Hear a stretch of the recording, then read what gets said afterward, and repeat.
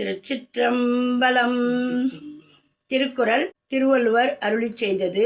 அறத்துப்பால் பாயிரவியல் அதிகாரம் 4 அரண் வலியுறுத்தல்.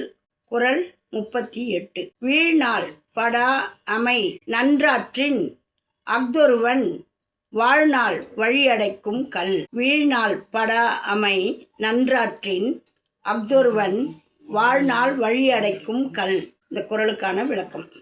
ஒருவன் அறம் செய்ய தவறிய நாள் ஏற்படாதவாறு அறத்தை செய்வானானால் அதுவே அவன் உடலோடு வாழும் நாள் வரும் பிறவி வழியை அடைக்கும் கல்லாகும்.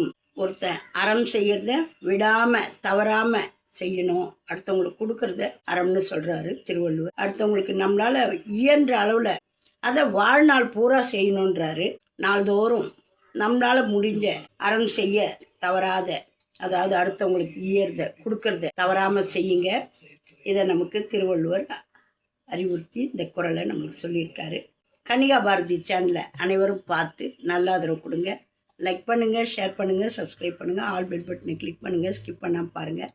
இது தேவாரம், திருவாசகம், திருப்புகழ் இப்படியெல்லாம் இருக்குதா எங்களுக்கு தெரியாதுன்னு சொல்கிறவங்களுக்கு போய் சேரணும்னு போகிற பதிவு. இதையெல்லாம் தெரிஞ்சவங்க வந்து பார்த்து குறை எதுவும் குறை வேணாம்.